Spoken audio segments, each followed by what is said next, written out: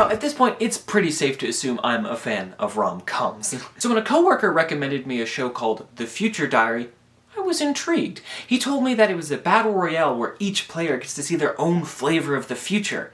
And the main character, Yuki, he's with this girl, Yuno, who is obsessed with him. I was like, sign me up!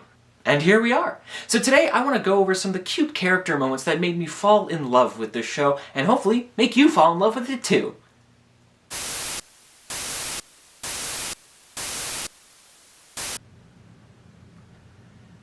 I wish it was that simple. I'm going to be jumping around the show a little bit, so here are a couple of the main characters so you know who you're looking at. Yuki, our main protagonist. Yuno. Yep, that's her. You've seen her before, and this is where she's from. Kaoru from Evangelion, for some reason. Lesbians. Terrace Girl, who is somehow the best character the entire show. And the power couple. Anyway, romance time! Yuki and Yuno team up at the beginning of the game, and we discover that Yuno is already in love with Yuki. He's really good at darts or something. Together, they fight off the Ninth, who kinda blows up their entire school, but that's okay because they work together and they begin their relationship. After all of that, they go on a date together. Yay! This episode was just super cute. We learned that despite Yuno's initial appearance, she's actually a pretty normal teen. She's afraid of the dark. She gets embarrassed when her top comes off at the water park.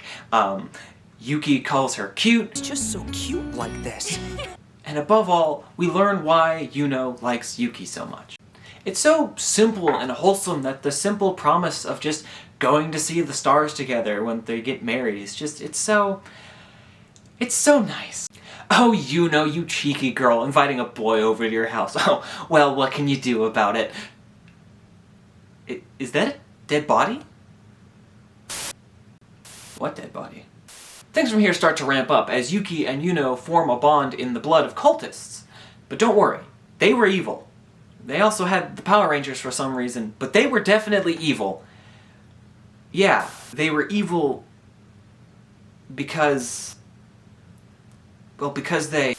Well, anyway, Yuno is meeting Yuki's mom! Oh my god, this is so cute, okay? You're gonna love this. We all know that embarrassing moment when mom breaks out the photo album and starts showing off the baby pics. I mean, we all know that picture that we just hate it every time we see. Good times. Not to mention, Yuki starts coming around to Yuno. He's kind of had cold feet about the whole thing, and to be fair, a lot has been thrust upon him in a very short amount of time, so he starts coming out of his shell a little bit more, especially after Yuno reveals her diary. The Yuki diary. By the way, her diary shows what Yuki's going to do in the near future. It's very handy to their whole dynamic as a power couple. Though, they're not a couple yet. Sure, they've kissed, but they're not official. Unless Yuki introduces Yuno to a group of his best buddies and completely de-escalates an entire situation.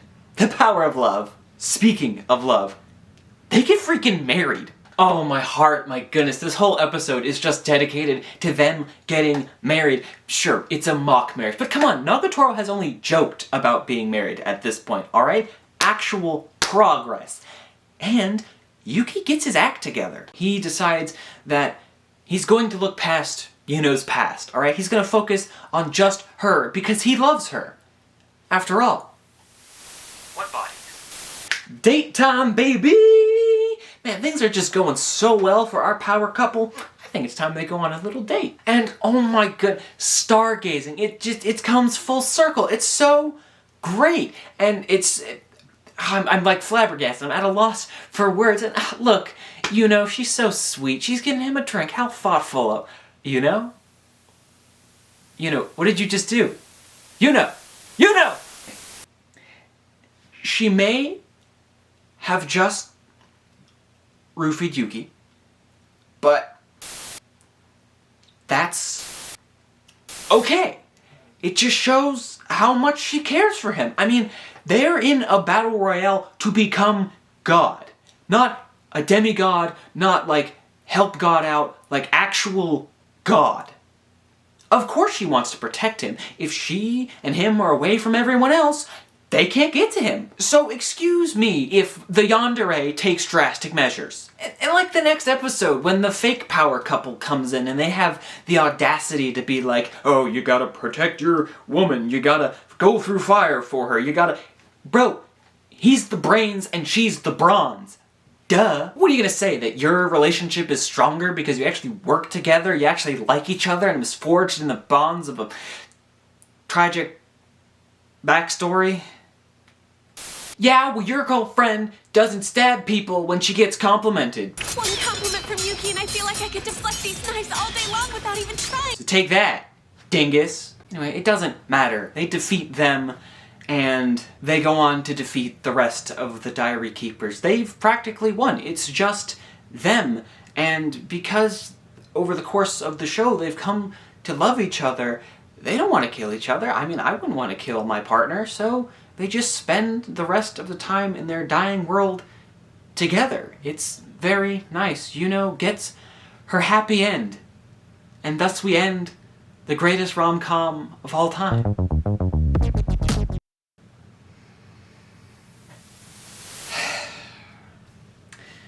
Except, here's the thing. I've been lying to you. I don't love this show. At first, I thought I did, but upon further reflection, I don't. You see, I just love that it's over.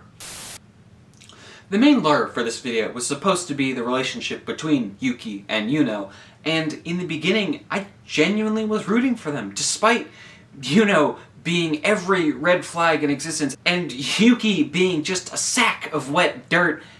I wanted them to succeed as both a couple and a team, because there are good moments between the two of them. But by the end, their relationship is disgusting, frankly. I hate how Yuki uses Yuno. I know it's like a death game and she genuinely wants to protect him, but it's gross. Yuno says it best. I'd have fallen for anyone who'd let me cling to them. You needed to be protected. I needed someone to fawn over. We only worked because our issues dovetailed. Their relationship is so paper thin, it's see-through. And yet, I was still rooting for them. I thought they could make the most of this bad situation and Yuki could actually love Yuno back.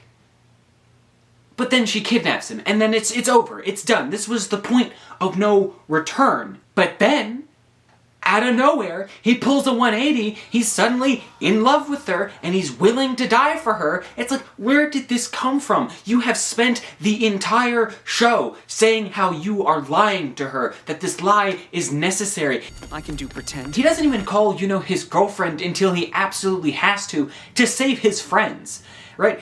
He wouldn't have done it on his own. And he's only intimate with her when he's trying to get something from her. There's like 3 different occasions where he kisses her and it's like, okay, go kill my bad guys now, because I can't do anything myself, because I'm a sack of wet dirt. I hate them. And fortunately, the show does too. I wanted to hate the ending in my first watch through. I mean, they had just declared their love for each other. They were finally on the same page, and now they can't be together? How cruel. But now, good. I'm glad.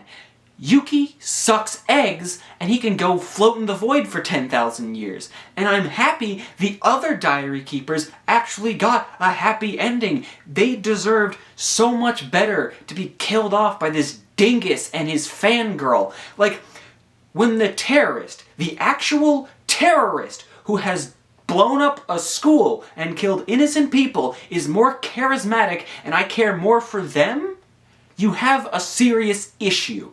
And no, I'm not going to talk about Redial. Thank you, and goodbye.